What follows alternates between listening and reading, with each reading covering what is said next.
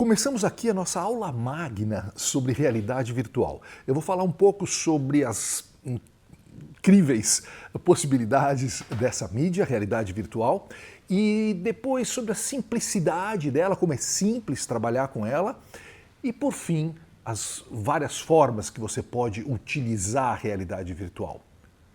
Na segunda parte, vou falar sobre meus 8 filmes de realidade virtual, documentário e ficção. Vou falar um por um as dificuldades, as ideias e os caminhos encontrados para realizar cada um deles. Começa aqui, aula magna sobre realidade virtual. O grande barato da realidade virtual é você colocar um óculos e estar vivendo a situação. Você está no centro da cena, você olha para todos os lados, as ações acontecem ao seu redor. Embaixo, em cima, aos lados, atrás, por todos os lados. Esse é o grande barato da realidade virtual. Colocar o espectador, a espectadora, num outro lugar, numa outra realidade, fazer com que ela viva aquela situação. Aí a gente sai do tradicional storytelling, contação de histórias, para o story living, a vivência das histórias. O impacto que se tem quando se vive uma história é muito mais alto, constatado já por pesquisas em Harvard, Stanford, do que quando você apenas vê uma história lá fora no cinema tradicional.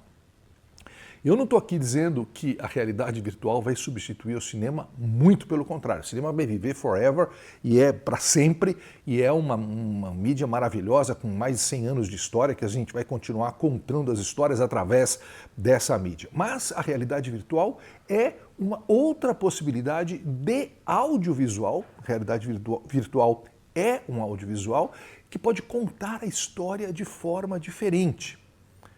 E isso é muito importante. Se você já teve uma boa experiência com realidade virtual, se você já assistiu um filme ou fez games, bons games com realidade virtual, e você já esteve vivendo aquilo, você vai entender que, você deve saber que essa vivência é insubstituível. Por isso, meu apreço pela mídia, realidade virtual, e entender que realidade virtual é inexorável. Ela jamais vai morrer. Você não vai poder tirar das pessoas a possibilidade de, através de uma peça de audiovisual, fazer com que ela viva uma outra situação. Beleza? Vamos para frente, vamos falar sobre a simplicidade. A realidade virtual é simples de ser feita. Simples é alguma coisa subjetiva, não é verdade? Eu vou falar primeiro sobre os vários usos da realidade virtual, depois como eu uso a realidade virtual e aí vou tentar explicar para vocês o que eu entendo como simples. A realidade virtual pode ser usada como cinema imersivo, ou seja, você coloca o óculos, você tem uma experiência, tipo assistir um documentário ou assistir um filme de ficção. Você pode ter uma experiência que seja também isso e interativa, onde você possa trilhar caminhos diversos através dos controles remotos, ou seja, você pode ter uma experiência que você vai navegando, você vai narrando, certo? Essa é uma experiência interativa. Você pode jogar games, no sentido mais tradicional dos games, só que aí você está imerso em 360 graus, você está vivendo tudo aquilo e você vai interagindo com os controles remotos. Tudo isso, essas 3 coisas que eu falei agora, documentário, ficção, animação, né, e isso tudo de forma interativa, podendo ser feito de forma interativa, é um pouco diverso da 6DOF.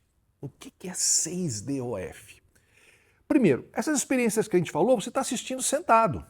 Né? Provavelmente sentado, ou às vezes algum aparelho que tem alguma coisa que mexe junto com você, que né, você está vendo óculos, mas você também está mexendo, mas primordialmente você está sentado ou em pé, ou seja, você está parado, né? Você não tem que ir para lugar nenhum, o filme é que te leva para os lugares. Agora, e o 6DOF? 6DOF é um degrau acima da experiência de realidade virtual, é a experiência onde você tem 6 degrees of freedom, 6 graus de liberdade. é aquela experiência em que você caminha, você põe um óculos, ela te traz te leva para um determinado mundo e você pode caminhar nesse mundo onde uma história vai te sendo contada e você vai vivendo essa experiência. Essa é uma experiência bastante complexa de se fazer, de se filmar e etc, etc. Porque você precisa ter vários elementos, você tem vários elementos de computação, de narrativa que são feitas durante o projeto e que envolve muitas pessoas para se realizar isso. E é uma experiência realmente memorável. Eu participei de várias filmes, de várias experiências imersivas com 6DOF e elas não saem da minha memória. Coisas que eu já via 10 anos, elas estão vívidas na minha memória.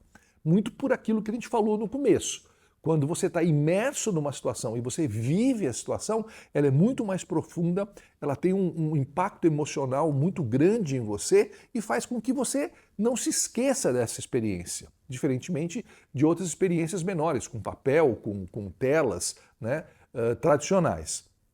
Então, a gente tem que fazer essas gradações, né? O filme imersivo, propriamente dito, onde você senta e assiste um filme documentário ou um filme de ficção ou animação, um filme ou uma experiência onde você pode controlar algumas partes dele, você pode ter opções por aqui, você pode pegar coisas eventualmente, ou seja, é uma experiência mais interativa dentro do processo.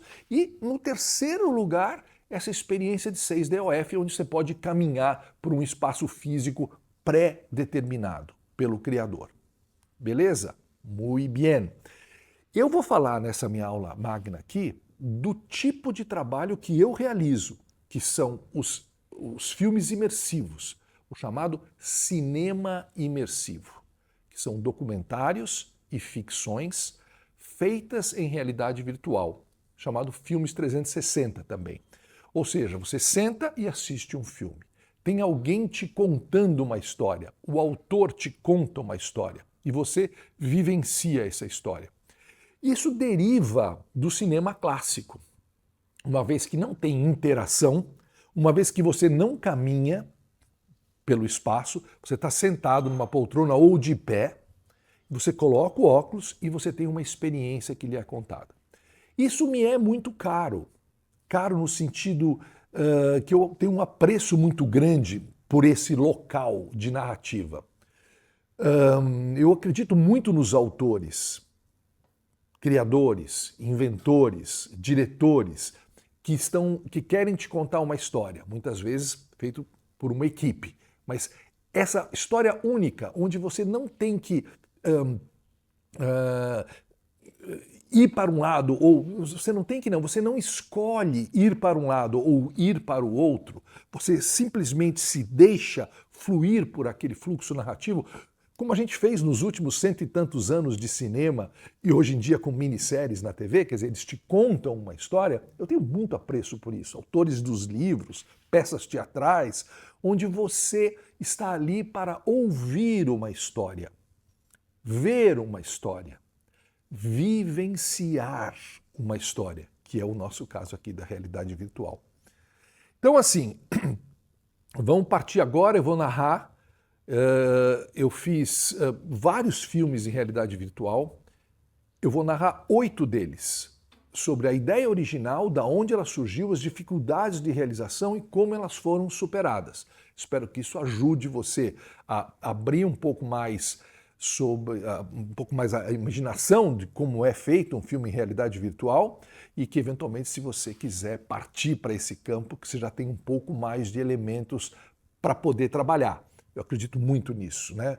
Eu aprendi assim, vendo as pessoas que já tinham feito coisas, seja em cinema, seja em realidade virtual, aprendendo, dissecando os filmes e aí sim, talvez internalizando isso dentro de mim para poder exprimir o meu próprio pensamento. Muitos dos meus filmes, eles estão disponíveis no YouTube VR. Uma coisa interessante de citar isso agora.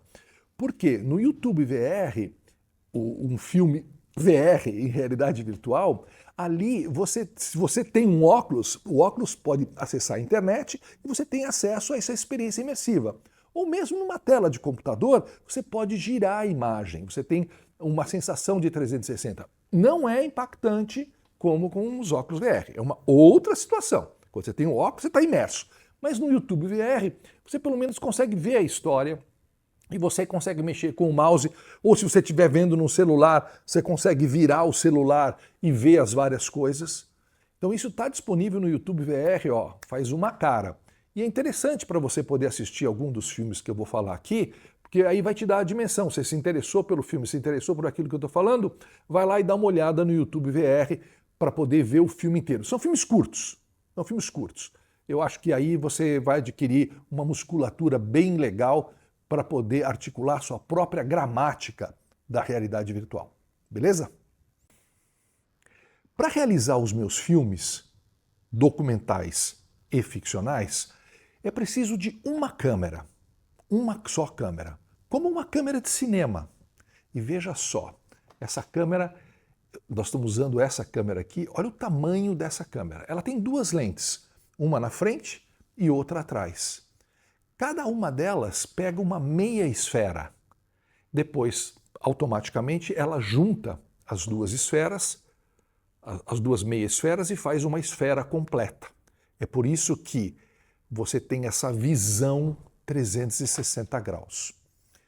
Quando eu falo da simplicidade, estou falando da narrativa de filmes documentais e filmes ficcionais, que são narrados através de uma câmera, é porque você tem que desenvolver uma maneira de olhar para o mundo através de uma câmera.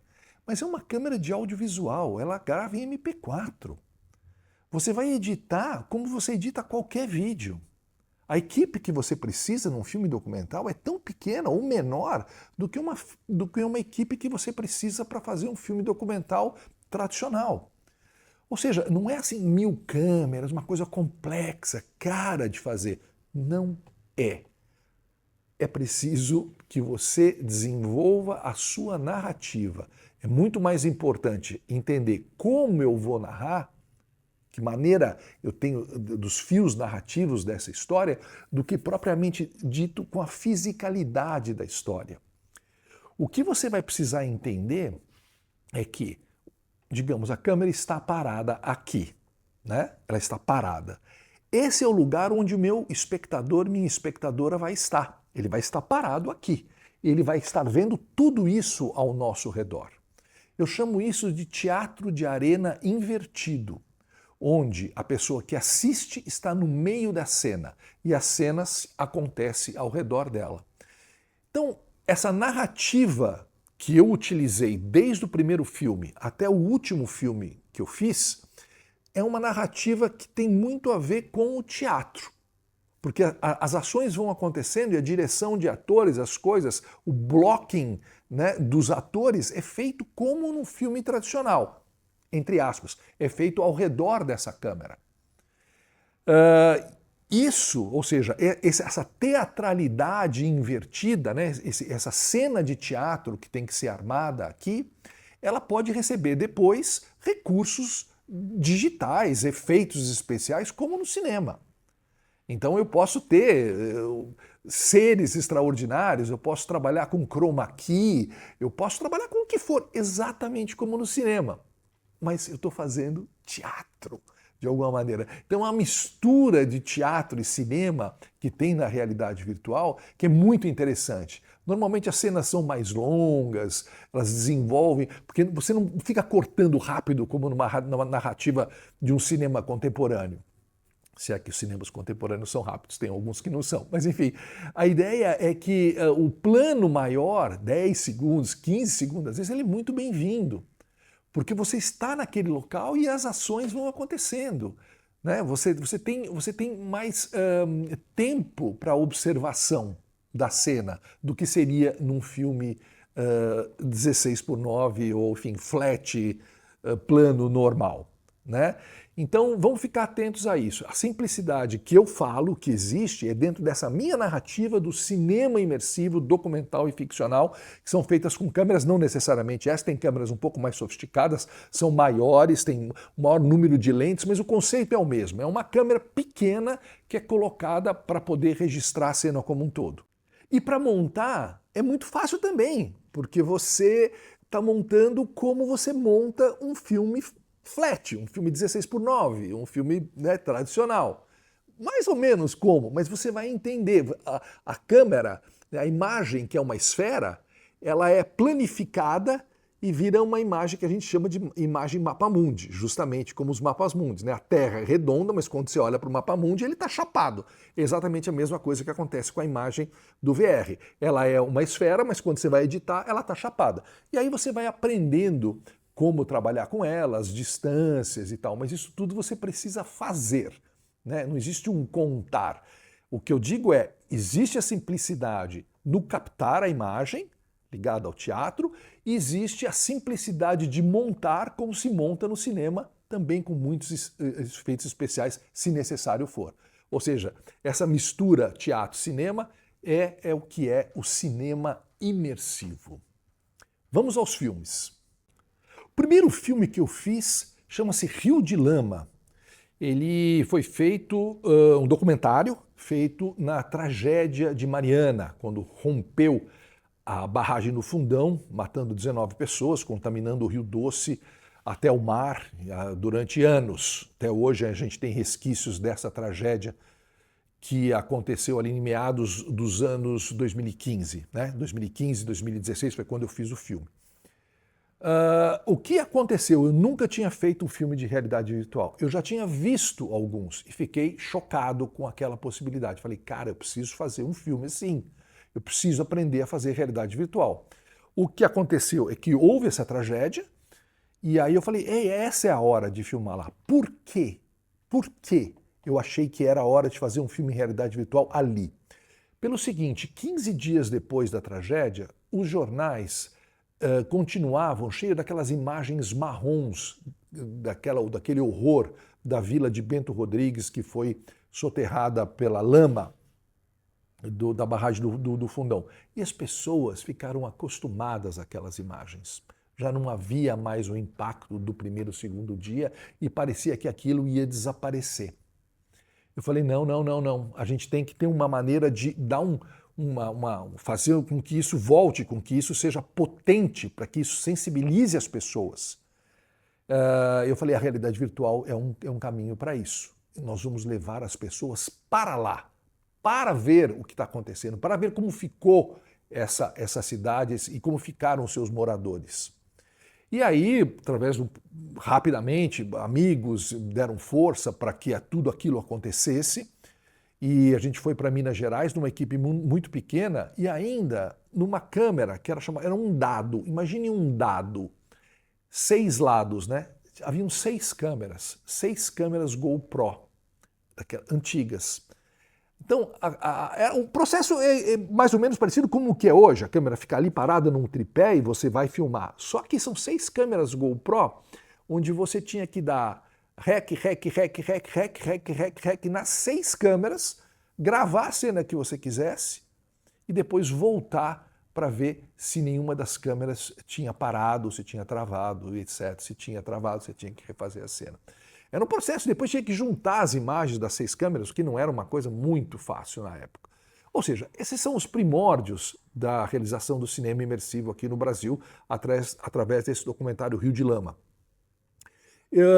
O que é importante nesse documentário Rio de Lama? É que ele fez um documento daquele momento, ele continua te levando para lá, você vai pisar em cima daquela lama. Foi uma das coisas mais fortes, talvez, que eu já tenha filmado em termos de documentário, porque você não sabia se você ia encontrar um corpo, não se sabia quantas pessoas tinham morrido, se você estava pisando em que lugar, aquelas casas todas devastadas, você pisando daquela lama mole, caminhando e filmando, foi muito forte. O curioso nisso, né? Primeiro, a missão foi cumprida, o documentário foi feito, você ainda consegue hoje ver como foi como ficou a tragédia naquele momento que aconteceu ali. É um negócio espantoso. O interessante desse filme, como documentarista, foi que eu achei que eu fosse documentar a tragédia, ou as pessoas fossem falar daquele momento, quando ouviram o estrondo, quando saíram correndo, o que elas fizeram. Eu imaginei que o filme ia ser isso, essa narrativa do horror. Não foi. Primeiro porque eu entrevistei as pessoas que foram atingidas, os moradores de Bento Rodrigues, em áudio primeiro, para entender onde eu estava. Eu não tinha roteiro, foi na correria a coisa. Então, o que é interessante é o seguinte, todos os moradores, conforme eu ia conversando, falavam do dia da tragédia, mas eu falava, e aí a vida? Como é a vida, era a vida em Bento Rodrigues? Ah, Bento Rodrigues tinha o melhor rio do mundo, a gente se banhava lá todo sábado. Bento Rodrigues tinha uma praça, era a melhor praça do mundo. Nos sábados, vinham as pessoas ali na beira de uma varanda de uma casa e tocavam músicas, as pessoas ficavam na praça ali. Ah, a coxinha, tinha uma coxinha no bar ali que era a melhor coxinha do mundo. E assim sucessivamente. A melhor escola do mundo, as melhores ruas do mundo, os melhores vizinhos do mundo. Ou seja, as pessoas perderam tudo. Imagina, de um dia para o outro, você, se tiver sorte, está com a carteira no seu bolso. E só. Perdeu toda a casa, todo o seu passado, sua memória, fotografia, geladeira, fogão, toda a fisicalidade e mais. Você perdeu a sua comunidade. Você perdeu o lugar, o locus vivendi, onde você sempre esteve, um lugar que você amava. Eram 600 pessoas. Então isso eu acho, isso para mim me impactou muito e o filme fala sobre isso. Aí eu resolvi fazer o filme, falei, esse é o filme que eu vou fazer. Eu vou fazer um filme sobre as ausências, sobre a perda, sobre o vazio. E não sobre exatamente o choque do horror da noite onde tudo aconteceu e a tragédia toda se consolidou. Então vale a pena ver o filme, ele chama-se Rio de Lama, está disponível no YouTube VR, então você bota lá Rio de Lama VR, você vai enxergar no filme. E mais ainda, esse filme teve muitos desdobramentos. Até hoje ele é pedido para ser exibido em muitos locais. Esse filme foi exibido na ONU. Eu fui convidado aí à ONU para falar sobre o Rio de Lama, especificamente sobre o filme imersivo Rio de Lama e a tragédia em si. E hoje esse filme é um grande documento sobre aquele local e aquela época e aquelas pessoas. Então as dificuldades foram imensas, mas foram cumpridas no calor da reportagem, do jornalismo, e se consolidaram como, no meu entender, um filme que fala sobre esse vazio existencial deixado por essa tragédia tão horrorosa, essa tragédia ambiental tão horrorosa que aconteceu no Brasil. Ou seja, mais do que a perda física, essa perda da sua humanidade. Rio de Lama.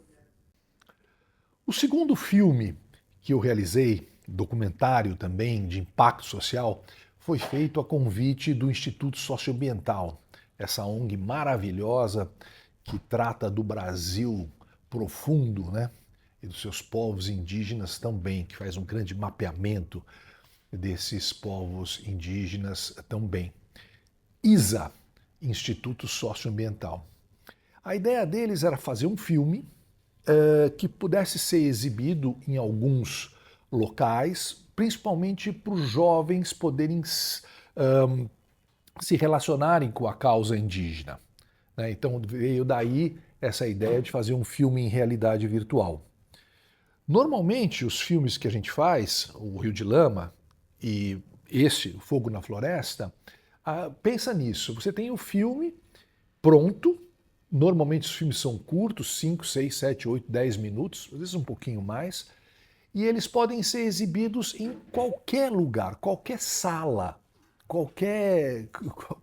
que tenha, sei lá, 10 cadeiras, 20 cadeiras, dependendo do público que você estima por sessão, você pode exibir o filme. Você precisa dos 10 ou 20 óculos, coloca o filme no óculos, faz uma sessão conjunta, as pessoas assistem e depois troca para a próxima sessão, mais 10, 20 pessoas e assim sucessivamente. A ideia deles era fazer com que o fogo na floresta itinerasse. E qual que era a ideia? Eles queriam mostrar uma aldeia indígena de um povo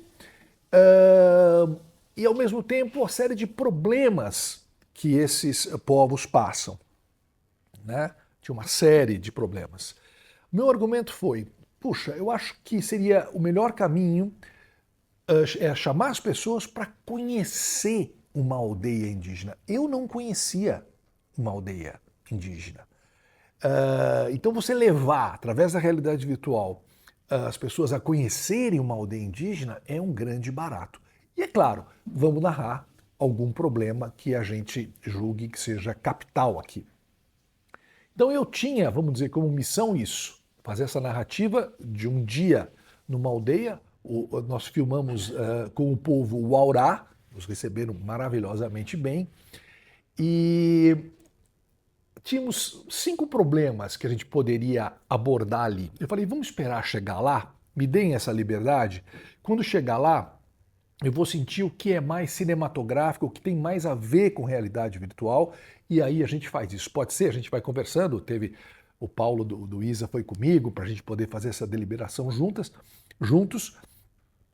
Chegamos lá numa época onde os incêndios ali na região do Cerrado, Amazônia, gigantescos. Então a gente ia fomos de avião, descemos, depois tivemos que pegar uma estrada de terra e incêndio, fumaça, incêndio, fumaça, incêndio, fumaça. Quando a gente chegou na aldeia do povo Waurá, a gente via o fogo ali do lado, queimando do lado. Todos os indígenas muito preocupados, mesmo a brigada de incêndio deles, assim com os olhos, eu falei, cara, esse é o problema, vamos começar a filmar agora. Agora. Filmamos, começamos a filmar naquele momento, né? Então, vamos dizer assim, o problema foi filmado na nossa chegada. No primeiro dia, no segundo dia, onde o fogo estava muito intenso, nós filmamos esse problema do fogo. Qual é esse problema do fogo? É que os indígenas fazem a plantação de mandioca, que é uma tradição, chega no final, quando seca, toca fogo na mandioca para poder fazer uma outra plantação no próximo ano. Isso é uma tradição indígena. O que aconteceu? Ao redor das terras indígenas, as fazendas derrubaram todas as árvores, não preservaram o que deveria ser preservado, e com isso a floresta indígena fica seca. E a região indígena fica muito seca, muito propícia a fogo de qualquer ordem, né? Então havia muitos fogos causados por esse fogo na mandioca e por, enfim, fogo criminoso, por raio, o que quer que seja, né? Que crie fogo na floresta. Mas o que vale dizer para o nosso documentário que a gente filmou logo esse problema do fogo no primeiro e no segundo dia, dormimos ali numa oca com todos os equipamentos juntinhos no centro, porque se caísse uma fagulha em cima daquela oca, que era incêndio na certa, então a gente também dormiu com os olhos e os ouvidos abertos para caso alguma fatalidade acontecesse. O que esse filme então tem de importante? Ele narra um dia numa aldeia indígena, a aldeia do povo Waurá. E esse é um chamamento maravilhoso. Quem não quer visitar uma aldeia? Quem não gostaria de fazer essa visita? É difícil. Às vezes por problemas financeiros ou mesmo legais de chegar numa aldeia, de passar ali, conhecer os hábitos. Então o filme foi feito e ele é muito bacana, porque narra você consegue realmente viver nessa aldeia por um dia e aí vai acompanhar o problema do fogo. E ele teve uma especialidade, ele foi narrado pela Fernanda Torres, que hoje é a nossa oscarizável, né? Que tanto sucesso fez com o filme Ainda Estou Aqui, do Walter Salles, com o roteiro com o livro do Marcelo Rubens Paiva. Então a Fernanda Torres é a narradora desse nosso filme Fogo na Floresta. Como você imagina que seja uma aldeia de índios no Brasil?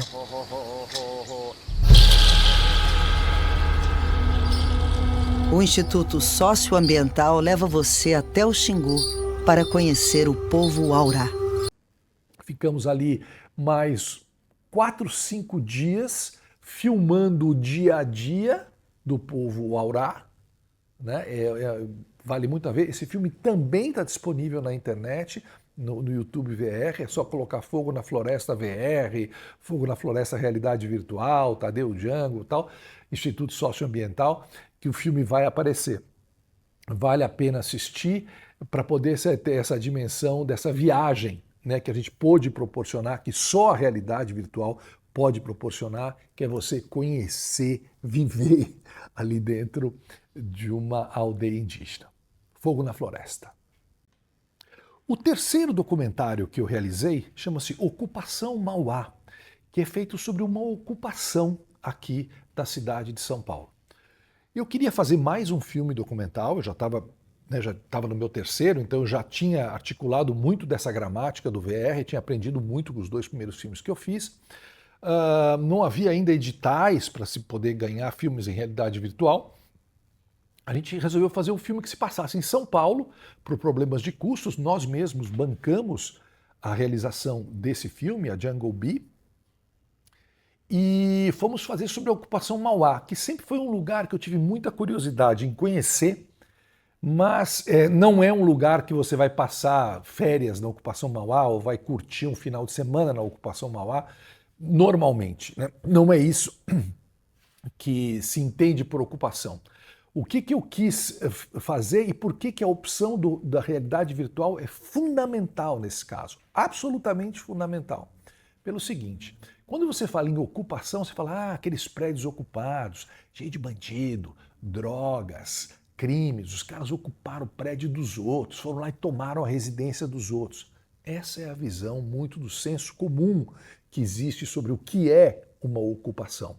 Eu já tinha informação por amigos que inclusive tinham trabalhado junto com o pessoal de várias ocupações que não era nada disso, que era uma sociedade muito bem organizada e que não estava ali de forma criminosa. Muito pelo contrário. O pessoal da ocupação só ocupa edifícios que estão abandonados pelo poder público. O dono deixou de pagar IPTU durante décadas, abandonou o edifício, a prefeitura foi lá, tomou, ele fica parado e aí não revende e fica aquele monstrão vazio parado. Enquanto isso, várias pessoas necessitadas precisam de moradia. Então, é que nisso que acontece a ocupação. Ocupa-se de forma não violenta o local e a partir daí há negociações com o poder público sobre ficar, não ficar, o poder público até ajudar algumas ocupações e etc. Eu queria mostrar como essa sociedade se organiza.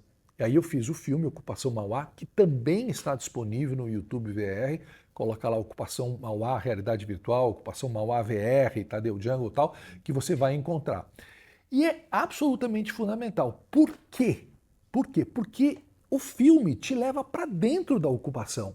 Mesmo você fale, ocupação, tenho meio receio, eu nunca fui, eu acho que, como é que é? Assiste o filme. Assiste o filme no conforto do celular, em exibições, ou na internet, agora, né, através do YouTube VR. Mas se você puder botar o óculos, aí tem uma magia. Porque você entra dentro da ocupação, a qual nós somos muito bem recebidos, e aí eu mostro vários moradores, que são pessoas como nós. Pessoas como nós. Um é zelador, outro está estudando não sei aonde, outro está com plano ali, outro é balconista. São pessoas como nós, que naquele momento da vida estão passando por uma dificuldade e não têm condições de pagar um aluguel, de pagar uma moradia, um aluguel tradicional. Então eles pagam muito pouquinho e trabalham dentro da ocupação.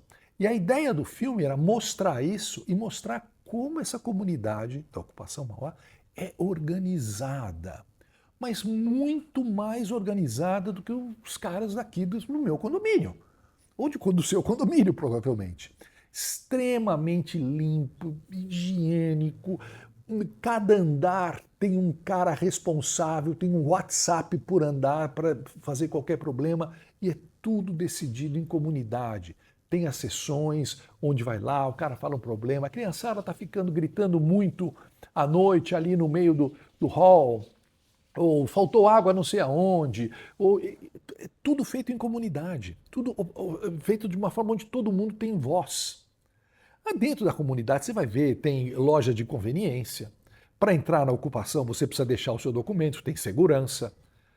É uma organização primordial, assim, muito bonita. Tem brinquedoteca, que eles conseguiram doações de brinquedos, de coisas, eles se articulam. Então a ideia primeira do filme era, vamos fazer um filme que mostre o interior, como funciona uma ocupação, para as outras pessoas desmistificarem esse local. E, no final, nós demos um óculos, criamos um pôster, no filme, como eu sempre faço, e demos um óculos para a ocupação, para que ela pudesse levar para outras pessoas, para políticos, ou eventualmente numa loja. Ela vai lá numa loja de material de construção e fala, você podia me doar aí, sei lá, 200 metros de lajota? 200 metros de lajota? Quem são vocês? Nós somos da Ocupação Mauá. Ocupação Mauá? Ok, vou ver aí, tchau, né? Linha. Mas você não quer assistir um documentário que fizeram sobre a gente? É 13 minutinhos, 12 minutinhos, você põe o documentário, assiste aqui, realidade virtual, põe um óculos, cara. Depois que você assiste esse documentário, que tem uma música do Caetano no final, gente, para brilhar, que o Caetano cedeu gratuitamente ao filme, para poder fechar o filme, você vai ver que é gente como a gente, que gente está num momento difícil da vida, mas está cheio de vontade de fazer coisas. E assim que tiver mais condições, vai sair dali. E por isso o filme é muito interessante, porque ele te leva para dentro da ocupação, te leva a conhecer as pessoas, entra no quarto das pessoas, ou na habitação das pessoas. Isso, nem que você fosse lá visitar a ocupação, que você pode ir lá visitar, comer uma feijoada no sábado, pagar lá os seus reais ali, uma feijoada maravilhosa num lugar incrível ali perto da Estação da Luz. Você pode fazer isso agora. Mas entrar nos quartos você não ia conseguir. Mas o filme de realidade virtual consegue. Então aí imagina, o cara de uma loja de construção assiste um documentário desse e fala, pô, vocês são bacana pra caramba. Ok, vou conversar aqui para doar para vocês umas lajotas ou brinquedos ou o que quer mais que eles precisem lá. Então, aí usar a realidade virtual também como uma arma de compreensão, né? De diálogo, de rompimento de bolha, né? Para que você se comunique com as pessoas e você tenha esse instrumento que possa te facilitar isso. Então, Ocupação Mauá também está aí disponível no YouTube VR. Vamos falar sobre o meu primeiro filme de ficção em realidade virtual. Esse filme foi feito através de um contato com o Instituto Alana, maravilhoso Instituto Alana, lá da Ana Lúcia Vilera, do Marcos Niste e de tantas outras pessoas, que resolveram fazer um filme que pudesse mostrar para as pessoas, para o mundo, que pessoas com síndrome de Down são grandes pessoas e que podem ajudar no seu trabalho. Eles tinham um relatório da McKinsey que relatava isso, que falava sobre... Fizeram uma grande pesquisa e mostraram como era saudável ter pessoas com síndrome de Down trabalhando na sua empresa, que levantava o astral das pessoas, que eles eram super simpáticos, que eles ajudavam muito e que no final fazia com que a empresa funcionasse melhor. Então a ideia foi fazer um documentário sobre pessoas com síndrome de Down trabalhando em empresas. E a opção que eu tive ali foi fazer justamente um filme de ficção, um filme de ficção. Falei, vamos fazer um filme de ficção. Então nós fizemos um filme de ficção, uma comédia. Imagina, meu primeiro filme ainda de ficção em realidade virtual, ainda uma comédia. Eu resolvi fazer uma comédia. E o roteiro é simples. Tem uma pessoa que vai pedir emprego numa determinada empresa, tem uma entrevista, né, de emprego numa determinada empresa, e aí o cara que a recebe fala, muito bem, então é só você subir no próximo andar, você vai ser entrevistada lá. Quando ela sobe no outro andar, ela vai ser entrevistada por 4 pessoas que têm síndrome de Down. Na verdade, todo mundo ali tem síndrome de Down, menos ela. Então eles fazem com que ela passe por testes, assim como se fosse ao contrário. Você teria que passar por alguns testes, responder algumas perguntas, se você fosse fazer uma entrevista de emprego. Só que quem faz isso é ao contrário, são as pessoas que têm síndrome de Down que fazem o teste com ela. E no final eles se reúnem e a aceitam no trabalho. Isso deu spoiler no final. Esse filme também está disponível na internet, no YouTube VR. Eu acho assim, é um filme que me modificou muito. Primeiro porque eu gostei muito de fazer. É um filme que inverte a relação tradicional de um filme de ficção, né, ou de uma história tradicional que a gente consegue ver, de pedir emprego e problema e ser negado, ou o que quer que seja que fosse o plot do filme. Aqui a gente inverte e mostra como os caras com síndrome de Down são pessoas absolutamente fantásticas. E aí a ideia é exibir empresas, né, para que as empresas se sensibilizem com essa causa e abram mais vagas para pessoas com síndrome de Down. Esse é o objetivo do filme em si. Aqui como só uma curiosidade, minha assistente que trabalhava muitos anos comigo, quando terminou a filmagem daquele dia, falou: Tadeu, você me proporcionou um dos dias mais felizes da minha vida. Eu nunca dei tanta risada, eu nunca tive uma filmagem tão leve, tão maravilhosa como essa. Realmente os caras com síndrome de Down são maravilhosos, muito bom humor, muito direto, falam muito na lata. Por isso é que funciona também o filme como uma comédia. Bem-vindes é o nome do filme. Vamos falar de mais um documentário. De novo, um documentário feito sob encomenda para o Instituto Socioambiental, o ISA, e o nome do filme é Fazedores de Floresta. A ideia é: precisamos reflorestar. Não adianta só preservar as florestas que existem, mas nós precisamos reflorestar, né? Essa é a ideia principal do filme e da maneira como eles pensam a rede de sementes do Xingu, que é sobre o qual o filme é sobre, como eles pensam em reflorestar. Olha que processo interessantíssimo desse documentário e os problemas que a gente teve para realizar e como eles funcionaram. As opções funcionaram. Mas aqui vários truques dessa gramática narrativa do VR que eu vou narrar para vocês. Você tem lá no interior do Mato Grosso a rede de sementes do Xingu, que trabalha com sementes. Você tem os catadores de semente, que pegam semente de todas as árvores da região, ensacam e vendem para a rede de sementes do Xingu. Que catadores são esses? Tem os catadores urbanos, que pode ser qualquer pessoa que mora em qualquer cidade ali da região, que vai catar semente nas praças ou nas florestinhas, nos arredores ali da cidade. Você tem os catadores rurais, coletores rurais, na verdade, que coletam as sementes lá no seu próprio sítio, na região, enfim, dentro do ambiente rural. Esses são os coletores rurais. E tem os coletores indígenas, ou seja, aldeias indígenas, povos indígenas que fazem a coleta das sementes da sua região e também levam para vender no centro da rede de sementes do Xingu.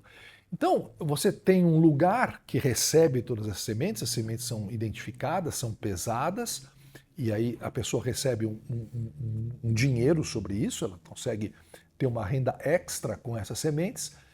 E o processo é o seguinte: você é dono de uma fazenda, não é?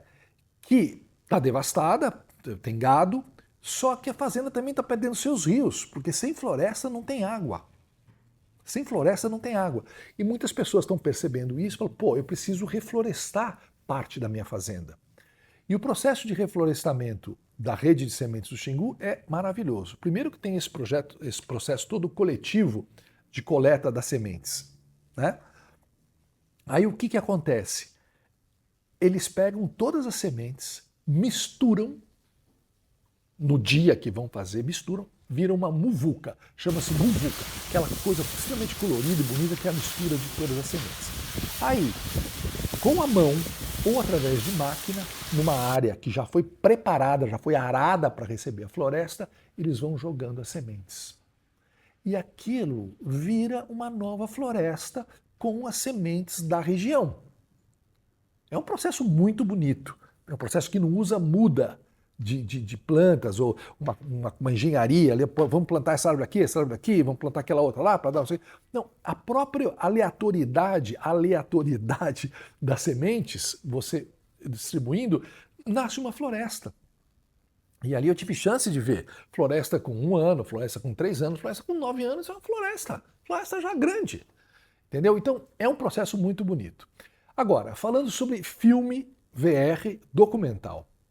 Esse filme, que tem cenas interessantes, não é um filme que tem um impacto tanto de personagem, não é um filme que tem um impacto tanto, vamos dizer, como teve o Rio de Lama, que era aquela tragédia, ou a narrativa sobre uma aldeia indígena, que é um lugar incrível para você ver.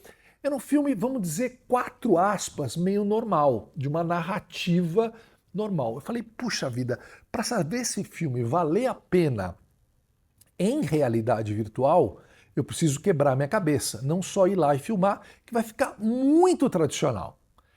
Então, a minha opção nesse filme, para fazer com que ele ficasse mais interessante, foi usar movimento de câmera.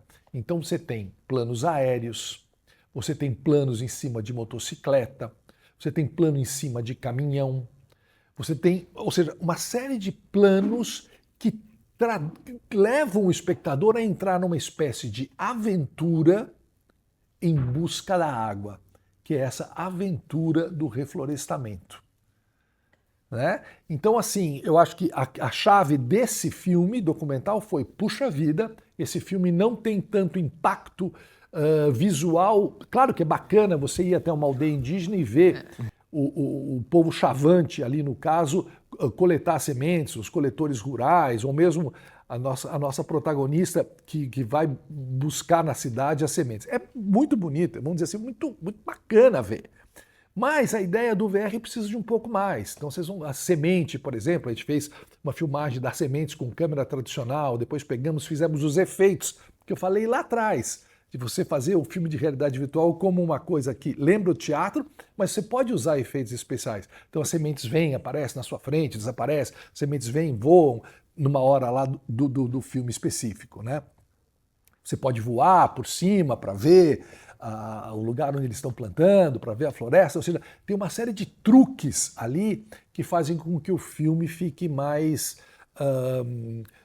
apalatável para a realidade virtual. Então essa foi a grande mágica no Fogo na Floresta, que está disponível no YouTube VR, procura lá Fogo na Floresta VR, Instituto Socioambiental, que você vai encontrar, você vai conseguir ter uma ideia no computador. O barato mesmo da realidade virtual é assistir nos óculos. Beleza? Vamos para o próximo. Maravilhas do Brasil. Qual que é a ideia? De onde foi o nascedouro? A Febraban precisava criar uma área, vamos dizer, de lazer, ou uma área bacana dentro do seu evento da Febraban Tech, e ela teve a ideia de se fazer um filme em realidade virtual que mexesse com temas do meio ambiente.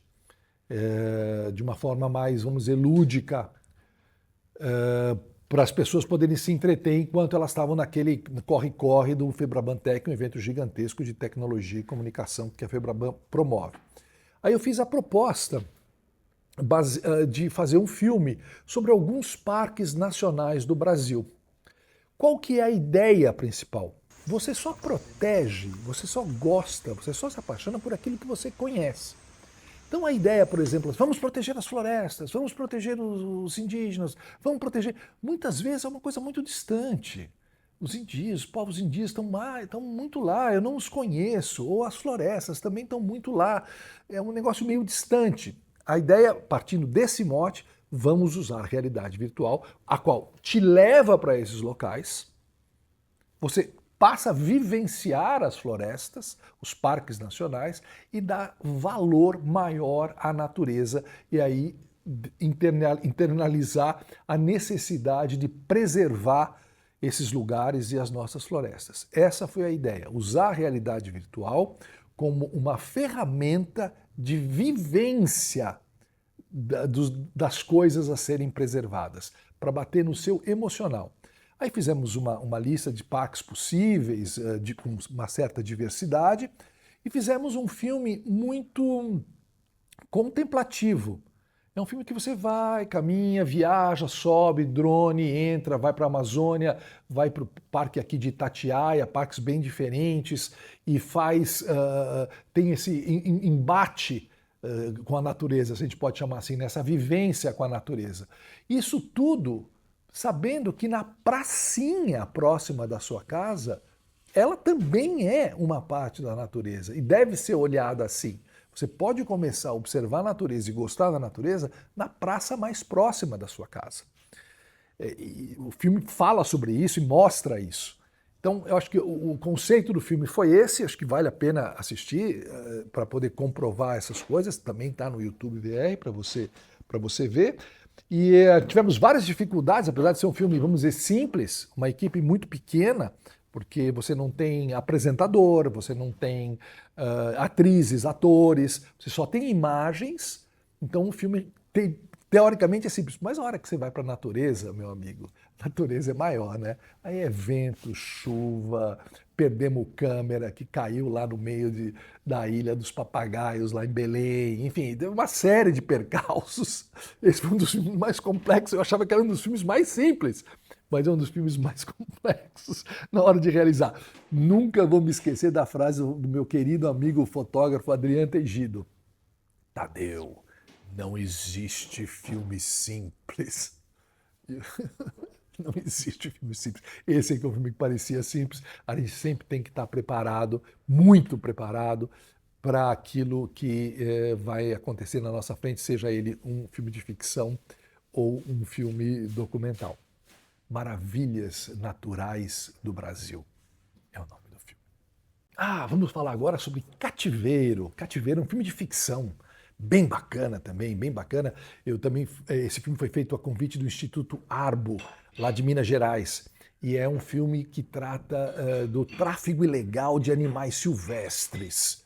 Tráfigo ilegal de animais silvestres. Ali em Minas tem muito tráfico ilegal de animais silvestres, passarinhos, macacos, antas, tartarugas, etc. Enfim. E eles queriam fazer um filme que pudesse itinerar pelas escolas, para pegar um pouco mais dos jovens assistindo o filme e aí esses jovens poderem passar isso para os seus pais. O filme também serve para adultos e é passado e muitos adultos assistem, não é um filme para criança, não. Esse filme tem uma pegada muito interessante. É um filme de ficção na qual você é o pássaro. Você é o pássaro. Só que no começo você não sabe, vou dar o spoiler aqui. Começa o filme, você está numa floresta, piu, piu, piu, piu, piu, piu, piu, piu, piu, bacana, tal. Cativeiro, título. Aí você vê duas pessoas se aproximando, você fica olhando para as duas pessoas, elas começam a falar com você. É ele ali, aquele ali é bom, vamos pegar, não sei o que, vamos chegar mais perto, Você fica olhando, de repente fala, joga a rede, joga a rede. Um deles joga a rede, são os caçadores de animais silvestres. Capturado. Joga uma rede, cai em cima de você e a partir dali você vai ficar dentro de uma caixinha, apertado, você vai para um cativeiro que eles vão comercializar esse pássaro. Né? Só que o filme, do começo ao fim, é feito com a perspectiva do pássaro. Você que assiste o filme é o pássaro. O pássaro é vendido para uma família, etc. Não vou narrar todo o filme aqui, mas essa perspectiva de você ser o pássaro é muito forte.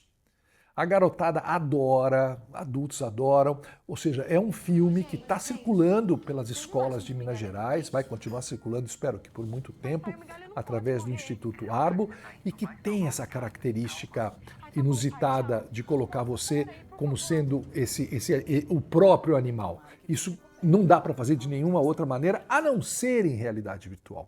A não ser em realidade virtual. Esse é um dos grandes baratos que a gente tem com essa mídia de realidade virtual. Esse filme é o Cativeiro. Ele ainda não está disponível no YouTube. O Instituto Arbo está circulando com ele ainda antes de colocar isso disponível no YouTube. Esperamos que em breve a gente consiga também disponibilizar para você poder assistir. Cativeiro. Eu Sou Você. Esse é o nome de uma ficção que fizemos em realidade virtual e ela tem uma peculiaridade. Ela foi feita para ser exibido dentro de empresas ou instituições. É um filme de ficção que trata sobre o abuso sexual dentro de empresas e instituições. É um filme que tem, vamos dizer assim, uma imagem assim, vamos dizer, apetitosa, né? Colorido, muitas bexigas, é uma festa de fim de ano na firma que você vai presenciar. O pôster também é um pôster original, que tem um certo suspense ali. Ele cria um interesse, fazendo com que os funcionários, os colaboradores dessa empresa e instituição se sintam também motivados a assistir. O filme, como todos os outros, é um curta-metragem. Nesse caso, ele tem uma host, ele tem uma pessoa que fala: olá, bem-vindo aqui à nossa festa de fim de ano. Ela conversa com você. Porque essas pessoas, muitas vezes, em empresas, não estão ali para ver um filme de realidade virtual. Acabam sendo, né, o filme acaba passando para elas ali dentro. Então é legal, eu achei que fazia sentido ter essa host, que é mais convidativa, que explica o que vai acontecer, é uma coisa que pega pela mão a espectadora ou o espectador para poder assistir o filme. Ela fala: olha, é uma festinha de fim de ano aqui na nossa empresa, mas você vai participar dela de uma maneira muito especial. Eu vou te colocar aqui no meio das situações. Então, a gente, que é espectador e espectadora, entra no filme e fica ouvindo as conversas, né, ali, aqueles grupinhos, e a gente presencia abusos sexuais de vários tons, de várias maneiras. Não só aquele abuso sexual físico conhecido, mas outros mais discretos, mais diluídos, que podem às vezes, puxa, será que é? Será que não é? E a gente percebe que é. Muitas pessoas que assistiram tiveram a reação de: uau, que nojo. Esse é o objetivo do filme, criar essa sensação de desconforto nas pessoas, para que elas se movam, para que elas fiquem indignadas. E, eventualmente, pessoas que já passaram por isso, que sentem isso ali dentro do seu coração, falam: nossa, nem sabia que isso é, nossa, realmente ele me fez isso, poxa vida, eu não sabia. Então, de repente, tem um esclarecimento e, ao mesmo tempo, vai levar você a agir no final, porque o filme, ele pune os culpados dos abusos que aconteceram ali durante essa festa de fim de ano, e a gente fica grato por isso, mas ao mesmo tempo cada empresa pode colocar o encaminhamento final que quiser, tipo, entre em contato com o RH se você tiver uma denúncia a fazer ou quiser conversar sobre isso, ou ligue para tal número, ou ponha na caixa de sugestões anônimas ali alguma denúncia que você queira fazer, ou eventualmente até um telefone público para a pessoa poder acessar, ser aconselhada ou fazer uma denúncia. Então, o Eu Sou Você é esse instrumento, né, para ser usado dentro das empresas e instituições. Eu acho que ele é bem eficaz. Os feedbacks que a gente tem são bastante bons. Foi um filme diferente de ser feito aí, uma proposta diferente de criar um instrumento que ajude as pessoas, né, que cause esse impacto social. Eu Sou Você. Rios Invisíveis. Esse é o meu projeto em realidade virtual mais recente, feito aqui em 2025. Também mais um filme de curta-metragem, e feito aqui em São Paulo, através de um edital do PROAC, que a gente contemplou. Não é uma verba muito grande, mas foi uma verba justa e necessária para a gente poder fazer um filme dentro de uma causa que eu gosto muito. E eu fiz esse filme também falando sobre os processos, que a gente está falando muito aqui nessa aula, os processos de filmagem, de escolha de filmagem para poder fazer com que o filme aconteça. O que é o filme? Do que trata o filme? Eu não sei se você sabe, mas em São Paulo existem centenas de rios que estão soterrados, foram soterrados no passado. Então você está na Avenida Sumaré, você está em cima de um rio. Você está no Vale do Anhangabaú, você está em cima de um rio. Você está na Avenida Salim Farah Maluf, você está em cima do rio. E no Pacaembu, ali na frente do Pacaembu, você está em cima de um rio. Esses rios foram soterrados a partir do momento que a cidade cresceu e precisou se construir avenidas para os carros passarem, e os rios estavam prontos, né? Pá, já pronto, era só tapar o rio que já virava uma avenida. E criou-se muitos problemas. Hoje, quando a gente fala em rio, em cidade grande, a gente pensa em sujeira, rio fedido, detrito, né? A gente não pensa num rio bacana, num rio de águas azuisinhas, verdinhas, que você vai curtir uma prainha com a sua família. Os rios são coisas ruins. Porém, a ideia aqui do filme, é mostrar que existem esses rios. 2, mostrar que esses rios nascem, às vezes, na frente do seu prédio, uma água que está correndo ali sem parar. Você fala, pois por que essa água está correndo sem parar aqui há tantos anos? De onde vem essa água? É uma nascente. Ou seja, São Paulo continua tendo várias nascentes, que depois entram pelo bueiro e vão virar ser afluente de outro riozinho, o Rio Pinheiros, e vão para o mar, etc. Mas os rios estão nascendo ainda em São Paulo. Então, segundo, né? Mostrar que existem muitas nascentes de rios em São Paulo. E terceiro, tentar sensibilizar as pessoas, o governo, o poder público, que de repente, não é para destampar os rios, não vão destruir a Avenida Sumaré e deixar ali virar um rio. Não é nem mais possível, nem desejável que isso aconteça. Mas é possível você abrir alguns trechos dos rios em alguns lugares e aquilo se transformar num rio corrente, num lago, que você possa fazer uma área de lazer em volta, uma praça.